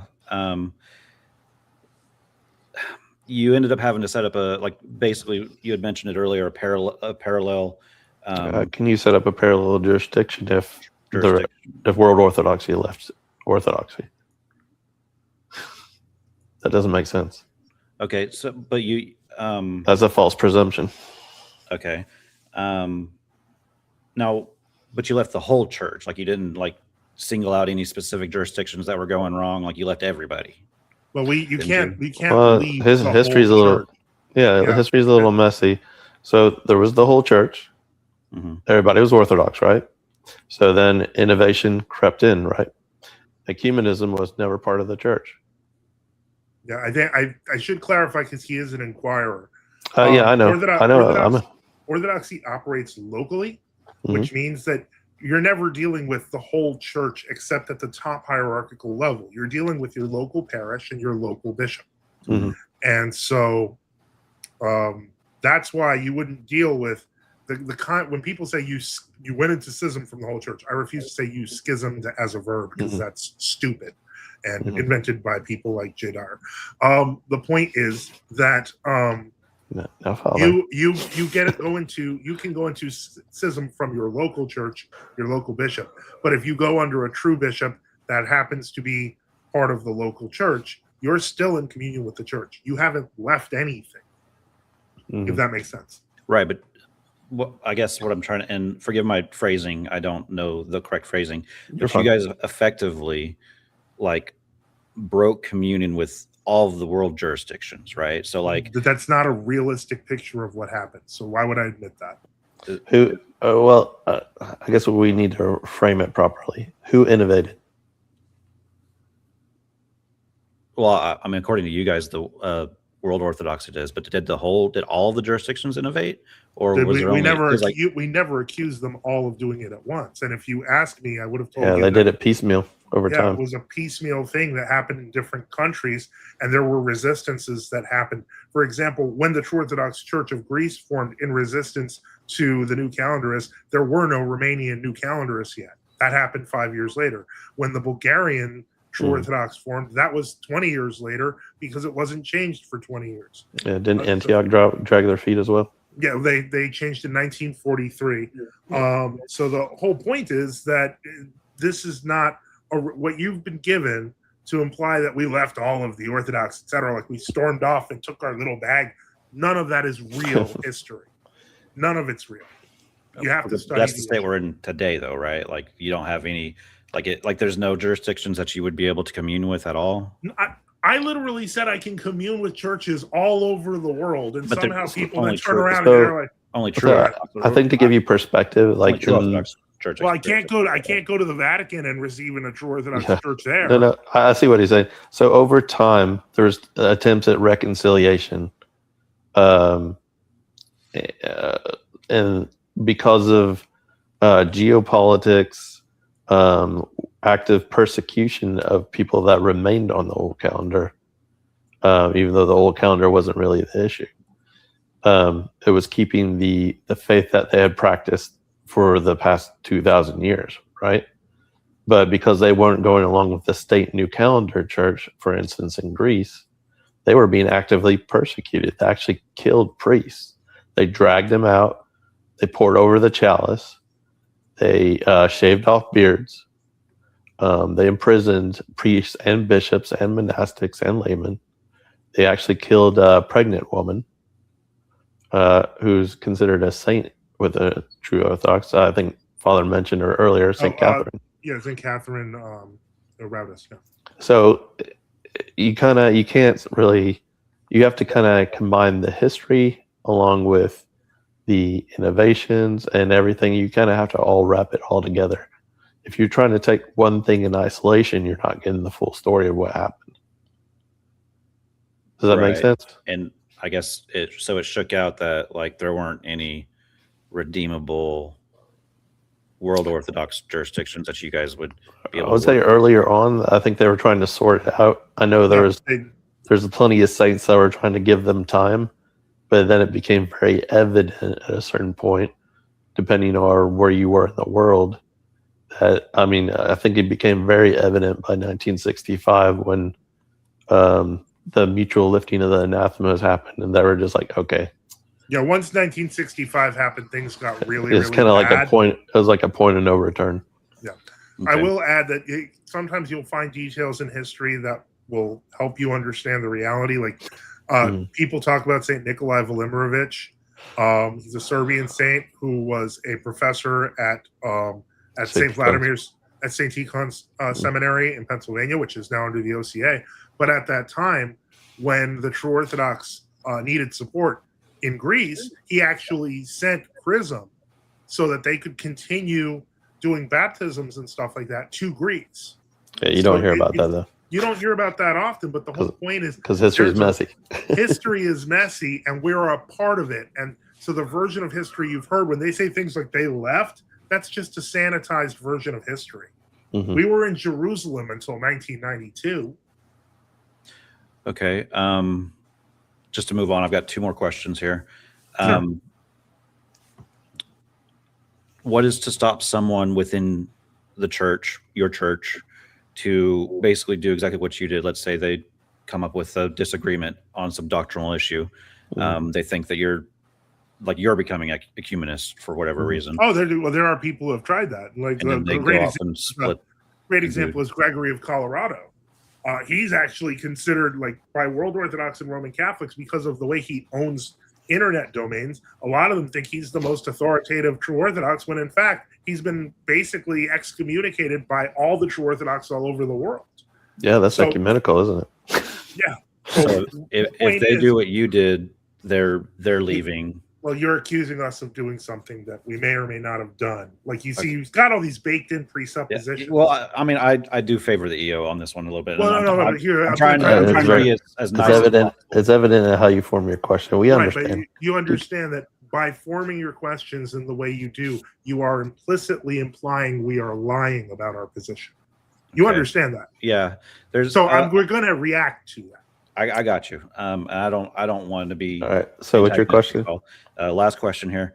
And this one's a little bit more personal because it plays into why I left Protestantism. I ended up deconstructing mostly because of the factionalization of it.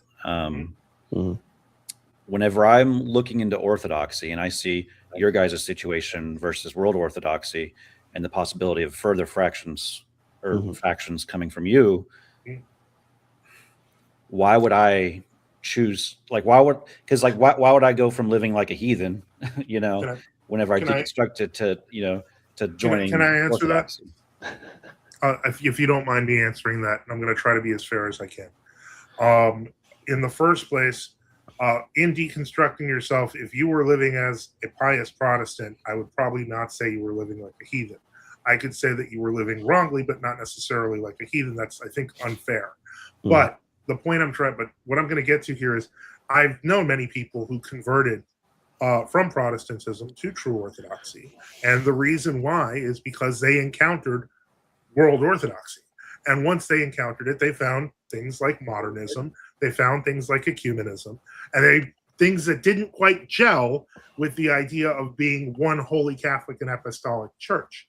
Now, the people, and I would say your argument, because you already kind of implied that schism is baked in. We've actually seen schisms go down in the past 30 years. They've actually reduced. Many of these churches have consolidated or been absorbed. That also happens. Well, we were warned in scripture that we were going to have like schisms and heresies and wolves in sheep's clothing the whole time. So. Yeah, but the whole point is that we've actually seen this change be somewhat positive. Now, the thing is, if you are assuming that the system as it must be, the Orthodox teaching as it must be, must by nature be not allow for the possibility of decentralization, the possibility of resistance, if you will. What you're describing is papism. That's just papism with a different guy at the top. I mean, if you're inquiring, what I would suggest is you really look into the history and how everything, like even the gory details of what happened over the past 100 years. Because before the past 100 years, for the most part, with a few schisms here and there, there was a consistent Orthodox confession of faith. I say the past 100 years is where everything's been truly tested. And we've had to, I mean, even saints that the world Orthodox recognize, like Saint Justin Popovich, right? He talked about the Penn heresy of ecumenism, right? So we're just being consistent with what the saints have said. Right. So I personally haven't been able to do a whole lot of reading in the more modern stuff. I've been focusing a lot on like anti-Nicene writings. Of course, yeah. Keep going through that. I'm basically working my way up. Which is the way you should. Yeah, that's the way you should do. This is literally from the ante-Nicene period to the present day. Highly recommend. Right. The only time I do get exposed to more modern stuff is never one of the Lives of the Saints of the Day hit one of our the modern saints. So that's about it. Don't be too scandalized by the different councils and what happened around them, though, because it's messy. Right. Well, that's about all I got. Yeah. Okay. I'm just going to leave it at that. We'll keep you in our prayers. Okay. Thank you, Julian, for coming on. Yep. Guys, I want to read a couple super chats made by Jim Bob. It says, Joseph, were the Arians in communion with true Orthodox? If no, why do you say the distinction began in the 60s? No, the Arians were not in communion with the true Orthodox. The Arians tried to take over state. They tried to take over state offices, etc., and that's how they gained power. There were some Orthodox who ended up in partial communion with them, and then that actually led to other breaks from other Orthodox. And eventually, there were 4 to 5 factions, for example, in Antioch alone. As to why I say the distinction began in the 60s, I think you're talking about when I mentioned the invention of the term canonical Orthodox, and that was with the foundation of the Standing Conference of Orthodox Bishops in the Americas, which would eventually become the Standing Conference of Canonical Orthodox Bishops in the Americas. Completely invented. You can look up the history of that. Just look up SCOBA and the ACOB's history. It's not language you really saw before the 20th century, to be honest. Yeah, it's all new. Yeah. Cool. And then we have another super chat here. This is Father Joseph sent the link to Abbot Tryphon. And I believe this is what you were talking about with YP, correct? Yeah. Okay. And And so here it says, 5 minute and 10 second mark on X. That's when he says they have apostolic. He sent me a link. I don't know if you want to see it. I mean, you can share the screen if you want, or people can just go check it out on your page. I wish I would have been here when YP was here. I had some questions for him. So if you want me to share it, I can. Yeah, go ahead and share that. And then while you're sharing your screen, I've got Stacky with the map questions, as well as Austrian Orthodox. These guys were talking in the private chat, so I wanted to bring them back up at the same time. Let me know when you share that screen, and I'll go ahead and put it up here. Hold on. Let me share it right now. So let me present, share screen, the Heavenly Banquet, share. Okay. All right. Let me know. 1 second. Okay. Yep. Gotcha. And traditionalists. And I love them.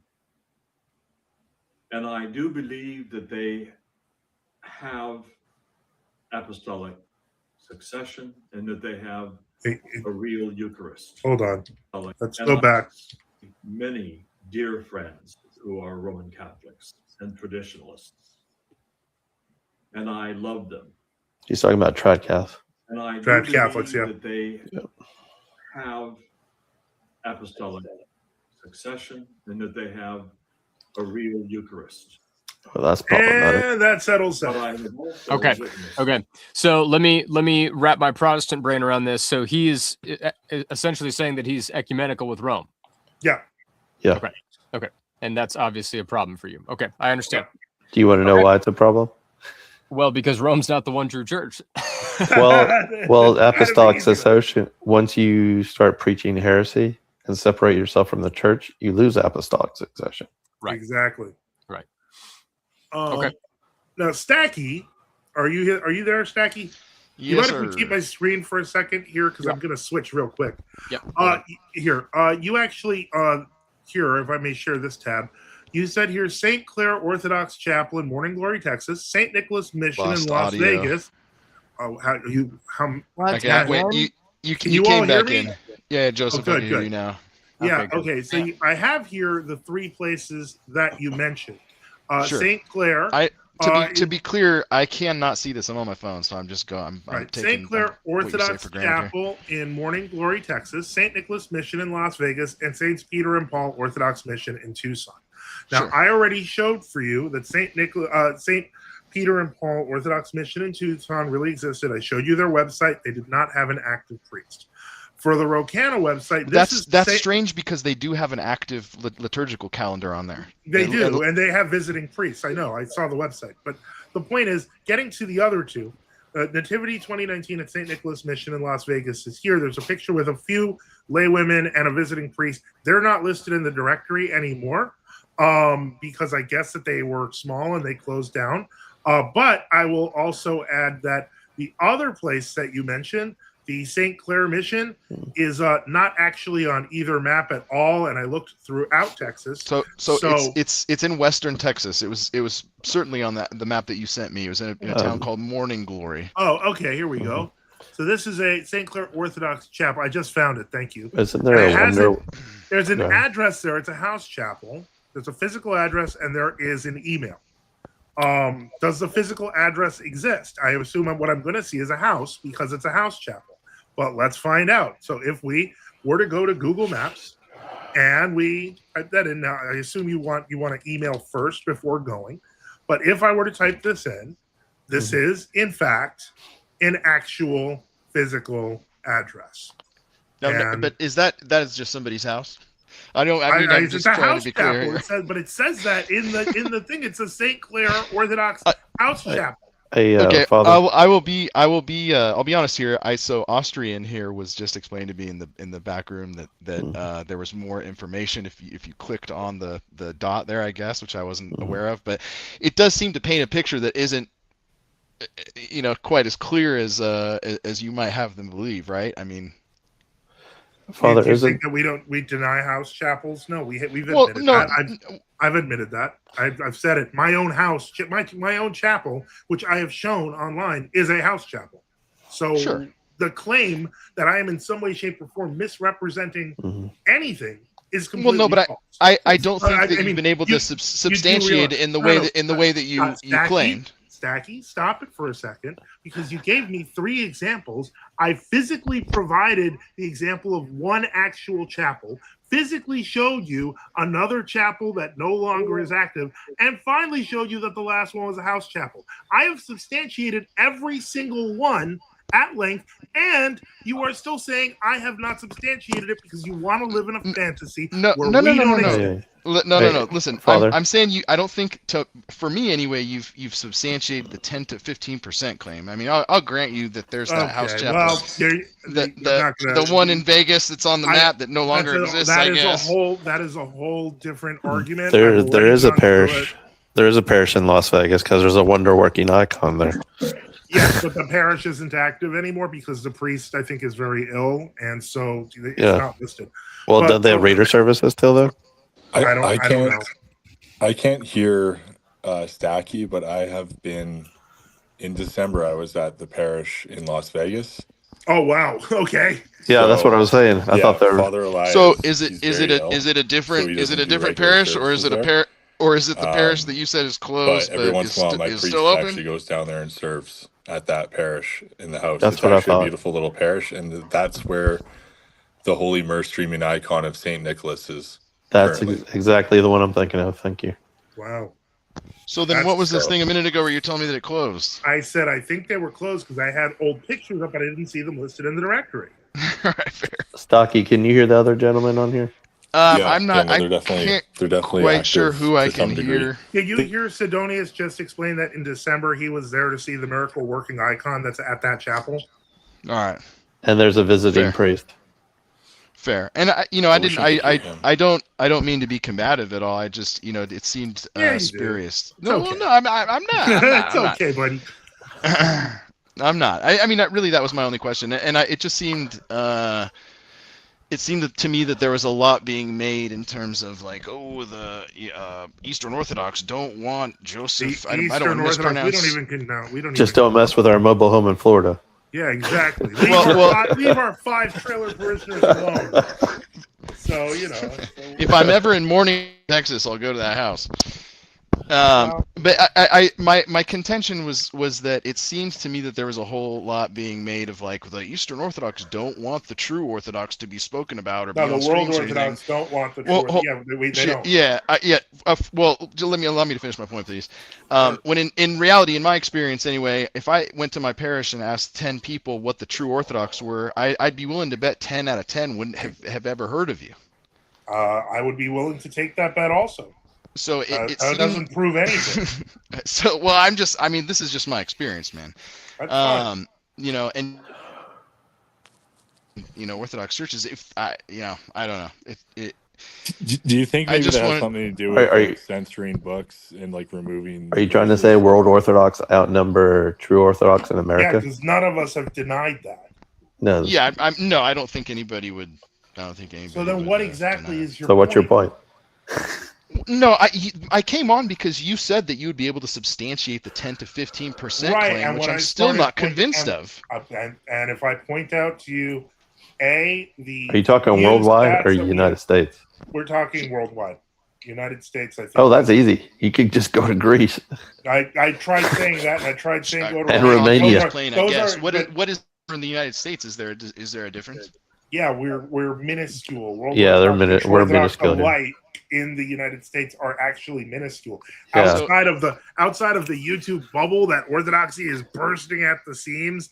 I mean, we're just getting up to replacement population. So, if everyone is. I JC, travel. Hold on one second, JC. Do you understand the point that I'm trying to make in terms of like this issue being made of like? They don't want to talk about true orthodoxy when in reality it reminds me of that meme where it's like I think da da da da da about you and it's like well I don't really think about you at all. But if you don't think about me at all, why would you be up here telling me? Here's the thing. Platform us. Here's the thing. I actually do travel overseas to Orthodox countries, and there is a very large contingent of true Orthodox. There's like a lot of true Orthodox, like filled cathedrals and parish churches and everything. You cut out a little bit. Are you saying in Greece? I'm saying in Greece, in Romania, in Serbia, and Bulgaria, and oh goodness, there's actually quite a contingent in starting to show up in the United Kingdom now.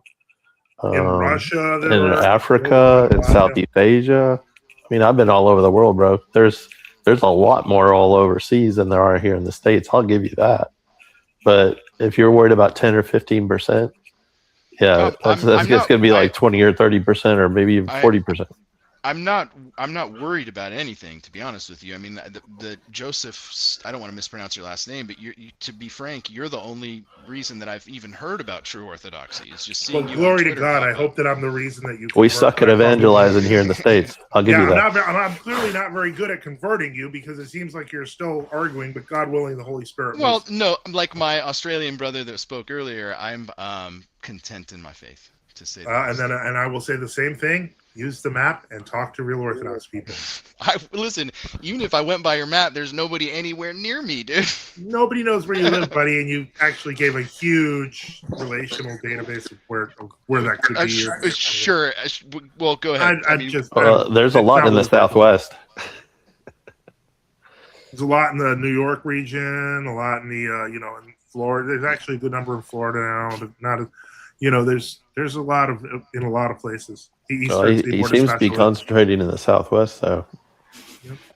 Stacky, I will say that from my perspective, it seems like what you're saying is, the TO guys don't live in your head rent free by any means, and so you've definitely proven that by coming on the show. In one sense, I will agree with the guys that there have been quite a few EOs who have gotten upset with me for even platforming these guys, which would suggest something opposite of what you're saying. But I do understand that they are smaller in number, but it would be the same as like a Roman Catholic saying Orthodoxy doesn't even live in our brains because we have like 1.5 billion of us, and there's like no Orthodox. I hate playing the numbers game though, because it's like, well, if we're worried about how many World Orthodox there are, maybe we should worry about how many Roman Catholics are. Oh wait, no, there's more Muslims than Roman Catholics. Oh no. Right.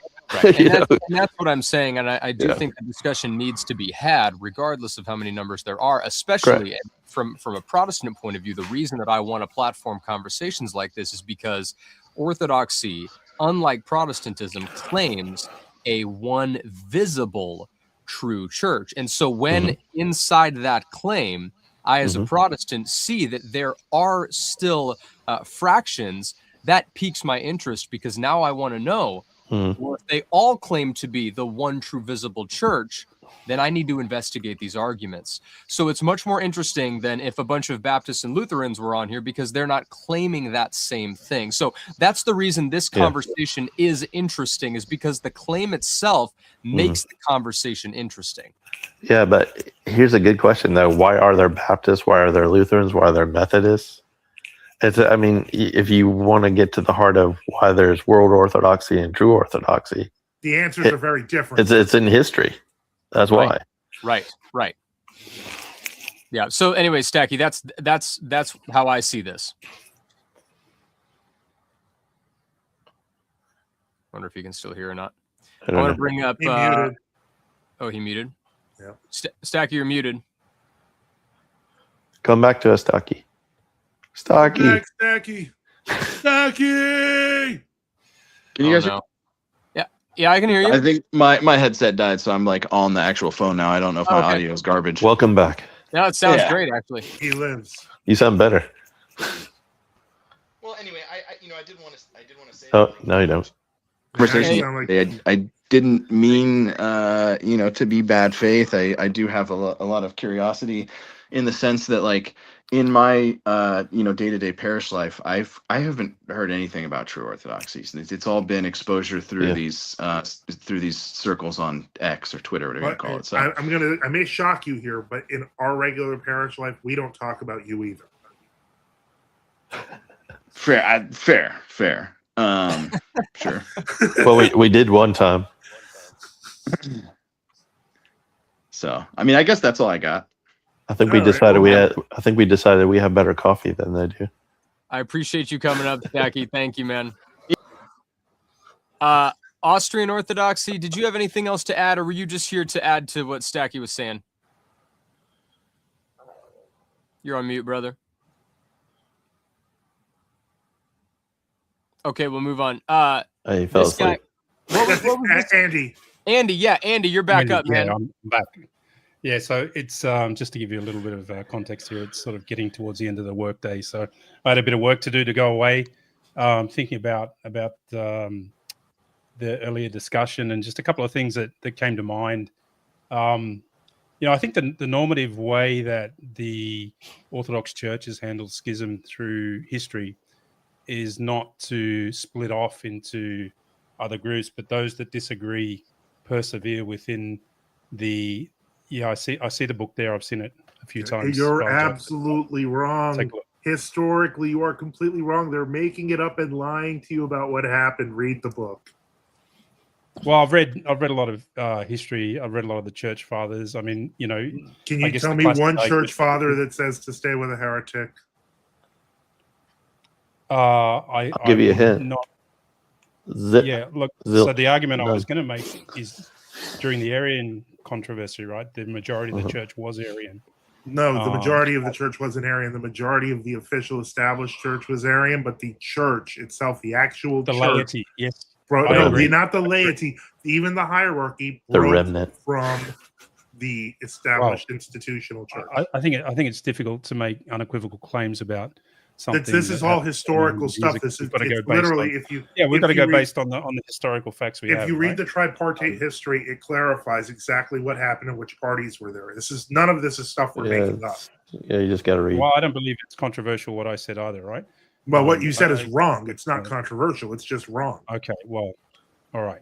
I will cede to your greater authority and knowledge. I'm certainly not an academic. I appreciate that. Thank you. I would read the tripartite history is what I would say, and get this. Anyway, that was one of the points I wanted to make, right? So, I'm sure this isn't something new that I'm going to bring up. I mean, I thought it was something perhaps I thought of myself, but doing a quick search, I know. The irony of what's happened with Rome lately with Sedevacantus and SSPX. I mean, obviously, Orthodox would make the accusation that, hey, you guys are just the same as those guys. No. Orthodox wouldn't make that accusation. Ecumenist papists who think like papists would make that accusation. World Orthodox who sound like papists would make that accusation. We don't understand. They don't know who Saint Maximus the Confessor is. Yeah, I know you don't have Sedevacantus yourself. I'm just drawing a parallel.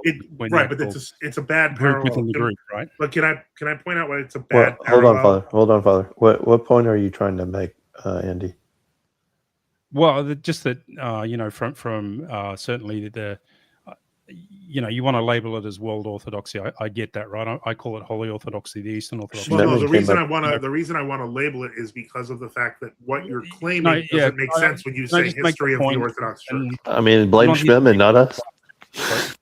Yeah, I'm not here to bicker over technicalities, right? Okay. I mean, I'm just trying to make a couple of points here, and then perhaps you can respond to those. But go ahead. From the view of the body, I guess, is that you guys schismed away, right? I mean, I know you don't like that term. Because it's not true. It's from the view of Orthodoxy Incorporated or SCOBA Inc. We could call it. So, are you asking if World Orthodoxy thinks we schismed? Which is that we don't use as a verb anyway. Thank you. Yeah, well, I mean, the Greek word is schism, right? It's not schism. It's pronounced both ways in English. Well, this is so. Well, I'm from the southern United States, so you're gonna have to deal with me. Yeah, and I'm not Greek either, right? But yeah, I'm not here to be petty. Argue over technicalities. No, I'm just trying to get your perspective. So keep going. Yeah. Okay. The other point I want to make is, when we look at the Oriental Orthodox, right? The Monophysites. Monophysites, Oriental Orthodox, however you want to label them, right? No, but they're not Orthodox because they abandoned the Fourth Ecumenical Council. We could just move forward without bringing up these petty little things. Okay, that's not petty. It's the Fourth Ecumenical Council. Well, hold on, Father. I think he's trying to get to a point. Yeah, if I can, I will get to the point that please go ahead. The very canons that those churches agreed to condemn them in their schism, right? Mm-hmm. Yeah, they don't agree to them. Yeah, their apostolic succession, the way that they create their synods and their bishops, they go against them by their schism from the prior councils that they actually do agree with, right? So when they get to the Fourth Ecumenical Council, they establish, I think it's John, I can't think of John Baradaeus, right? And Jacob Baradaeus and John of something or other. Hang on, let me have a look. Well, would you say historically they started out as a schism, but eventually, because they stuck onto their views, they fell completely into heresy? I think I'm not that much of an expert in history to give you a call. Well, it's a doctrinal issue, not a historical issue. Yeah, they're heretics now, right? They're not even though they were historically always considered heretics. In 1992, the Antiochian Patriarchate entered into an agreement with the Monophysites to claim that they were both sister churches and could extend. They could be used. They had protocols in place for mixed marriages, for concelebrations. They meet together in the same synod. They consider themselves part of the same church, even though historically, again, that 2,000-year history, the Monophysites were considered outside the church. And we I still think a lot of that's with the realities of living under Islamic oppression. That has nothing to do with the question of truth. I feel I am part. Remember, I'm no offense. I am part Lebanese, and I understand and feel bad for all of the different groups that have to live under Islam. But that has nothing to do with the question of truth. So as I am ethnically part of that. Wait, hold on, Father. Hold on. When did Islam start? In the early 7th century. But I believe it started as a Christian heresy. Okay. When did the Fourth Ecumenical Council happen? Yeah. In the 8th century. No, that was in the 5th century. It was in 431. Yeah. So they had already been separated from the church for 200 years before. So Islam wasn't even a thing yet. No, I was addressing that comment. Sorry, on Father Joseph's. He raised that the Antiochian Patriarch had come to some agreement with the who are you saying? No, he's talking about the pastoral agreement with the Monophysites. That's a very recent thing, right? This 1992, the early 90s. Yeah. Yeah, that's what I was referring to. Living under Islam. But my point is, you can't do that because of the fact that they're condemned by the Fourth Ecumenical Council. Look, I don't disagree, right? I don't disagree at all. That doesn't change the realities of truth and falsehood. I also would not disagree that there is errors within the church, right? The church has no error. It's those who fall into heresy that have the error. That's why it's called heresy. So bishops, we have councils that are wrong outside of the. We have robber councils, yes. Yeah, exactly. This thing. I mean, you guys were talking about Bishop Kirill, right? I don't know a lot about him specifically, but based on the surface level things I see, then perhaps there's lots of issues with him too. Go on, Andy. I genuinely mean this, and I'm not trying to shove you off, etc. But I feel like because of the nature of how YouTube argument works, how people talk online, when I suggested to you to take a look, go to my channel, go to any video, look in the description for the maps, look for a church nearby, and talk to real people, not the internet, because talking on the internet about it is also an easy way to engage your passions. You need to meet real local people that understand the issues of true orthodoxy so you can see the truth for yourself. Yeah, I don't disagree. But I also would sort of throw back at you, then why are you here on YouTube making these arguments? I'm here on YouTube to make the argument. You're going to argue against ecumenism why are you here on a Protestant channel? Okay, well, here, let me put it to you this way. If I'm on YouTube, there's the crux of the matter. I'm on YouTube to talk about the truth of true orthodoxy and to argue with people about that want to say that it is false. Now, you are new, you're an inquirer, you don't understand these issues, and if I'm being I might have confused you for someone else. The point is that it is clear, however, that on certain issues of history, you simply don't know what you're talking about. So instead of telling you, hey, you don't know what you're talking about, I'm telling you where you can get educated. Get this book, talk to local people, and get out of the, I don't know if you're in one of these ortho bro groups where they're all like chatting it up and pretending each other are an authority. Just get away from that. And that's what I'm telling you. That's honestly just personal advice. Now, if you want me to just continue with a chorus of your wrongs, I can do that, but I'd also like to help your soul. And Andy, we will go to Protestant channels, we'll go to Catholic channels, we'll go to atheist channels, which I think we have, and we'll go to any channel to preach the truth of Christ. Would you? Yeah, I think that's an admirable thing to do, right? But it isn't one of the core. So why is it a criticism now? Well, based on my limited understanding of one of your positions. Other people told you that we were bad. No, not other people. Are you using critical analysis to make your own decision? Well, exactly. The irony of being on a non-true Orthodox channel accusing the Orthodox of ecumenism. You know, that if our channel's been deplatformed, and if we have constantly been deplatformed by World Orthodox, I'm not going to grant you that these people are Orthodox when they oftentimes are ecumenist. Then why would you be upset? I don't think you understand what ecumenism is. I'm not upset. I'm just responding to some of the things I've heard you raise. I'm not at all upset. I think Sean Sidonius just said it best when he said Father Joseph is on YouTube with Protestants. Your bishops are praying with heretics. That's a big difference. Yep. And you should keep that in mind.